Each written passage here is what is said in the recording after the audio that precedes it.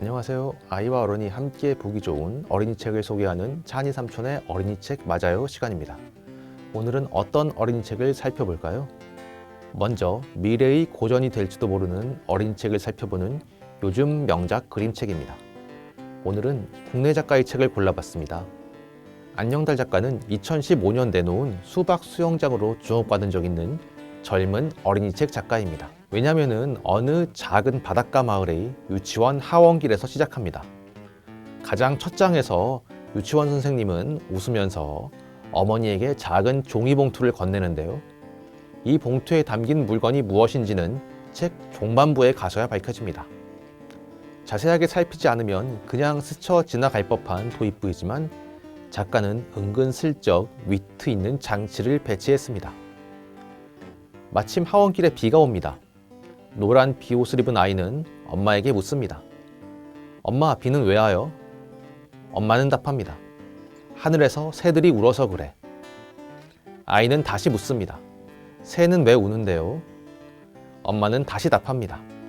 물고기가 새 보고 더럽다고 놀려서 그래. 이런 식으로 꼬리에 꼬리를 무는 질문과 대답이 이어집니다. 황당하죠? 비는 새들이 울어서 오는 게 아니라 작은 물방울로 이루어진 구름 알갱이들이 무거워지다 못해 아래로 떨어지는 것이니까요. 물고기가 새를 보고 놀린다는 것도 말이 안 되죠. 서로 다른 종의 언어가 통할 리가 없으니까요. 대체 엄마는 왜 아이에게 말도 안 되는 대답을 해주는 걸까요? 과학의 인가와 사회의 상식에서 벗어난 답을 하는 걸까요? 그런데 엄마의 답을 곰곰이 살펴보니 꽤 엉뚱하고 재밌다는 생각이 들었습니다. 물고기, 효자손, 고추밭이 교묘히 엮여가면서 대답이 이어지는데요. 이 대답들은 엄마와 아이가 하원하는 길의 풍경과 맞물려 있습니다. 엄마는 아이에게 하원길에 마주치는 여러 사람, 생물, 사물을 통해 말놀이를 시도합니다. 평범한 하굣길은 엄마의 엉뚱한 대답을 통해 환상과 현실이 뒤섞이는 공간으로 변모합니다. 우리는 확고한 물리법칙이 지배하는 세계에 살고 있지만 이 책에서 말놀이를 통한 상상의 세계는 과학법칙을 넘어섭니다. 아이는 엄마의 황당한 대답을 듣고 더 넓은 상상의 세계, 다양한 가능성의 세계를 열어 젖힐 겁니다. 아이가 엄마에게 내놓은 마지막 대답은 이 아이가 엄마 못지않게 탁월한 허풍쟁이이자 몽상가임을 증명합니다.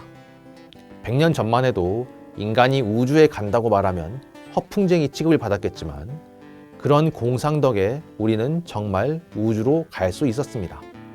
마지막 장면에서 엄마와 아이가 오후 간식으로 우유 한 잔을 마시고 편안하게 낮잠을 자고 있습니다. 말을 통한 상상 여행을 마치고 잠든 둘의 모습에 절로 미소가 지어집니다. 미취학 아동이 읽기 좋습니다. 주의 어린이 책은 그 달이 아니야 빌리로 골라봤습니다. 표지에서 볼 수 있듯이 빌리라는 이름의 문어가 주인공입니다. 문어의 특성은 여러 가지일 텐데요. 그 중에서도 다리가 8개라는 점이 가장 먼저 떠오르죠. 작가는 8개의 다리가 자라나 각기 다른 일에 재능을 보인다는 상상력을 펼쳐 보입니다. 첫 번째 다리는 친절한 의사가 되고 두 번째 다리는 맛있는 음식을 만드는 요리사가 됩니다. 물론 친구인 생선 요리는 하지 않죠. 이런 식으로 8개의 다리가 각기 다른 재능을 펼쳐 보입니다. 문제는 너무 재능이 많다 보니 빌리도 주변 친구들도 자꾸만 헷갈린다는 점입니다. 아픈 친구가 의사 다리를 찾아갔는데 요리사 다리가 머리에 소금과 겨자를 뿌린다든지 머리를 다듬기 위해 미용사 다리를 찾아갔는데 정원사 다리가 물을 뿌려주는 식이죠. 그때마다 친구들은 말합니다. 그 다리 아니야 빌리. 그래도 빌리를 나무라는 친구들은 없습니다. 빌리는 재능 많고 모든 일에 열심인 문어이기 때문입니다. 빌리의 모습을 보고 여러 가지 상상을 할 수 있을 것 같아요. 누군가는 음식하랴, 아이 숙제 도와주랴, 옷 챙겨주랴 바쁜 부모의 모습을 생각할 수 있겠고요. 또 누군가는 이것저것 하고 싶고 되고 싶은 것 많은 어린아이의 모습을 떠올릴 수 있을 겁니다. 과거에는 첫 직장에서 은퇴할 때까지 일한다거나 한 가지 일에만 몰두하는 사람들이 칭송받곤 했는데요. 요즘엔 여러 가지 직업을 전전하거나 이런저런 일들에 모두 관심을 두는 사람들이 늘어났습니다. 문어 빌리는 그런 사람의 모습을 대표하는 캐릭터 아닐까 합니다. 물론 여러 가지 일들을 하는 와중에 실수를 하기도 하지만 무엇에든 열심인 모습은 빌리처럼 응원받아야 마땅하겠죠. 보기 드문 그리스 그림책입니다. 6세 이상에서 초등 저학년까지 볼 수 있습니다. 오늘 소개한 책 어땠나요? 다음 시간에 또 만나요. 안녕.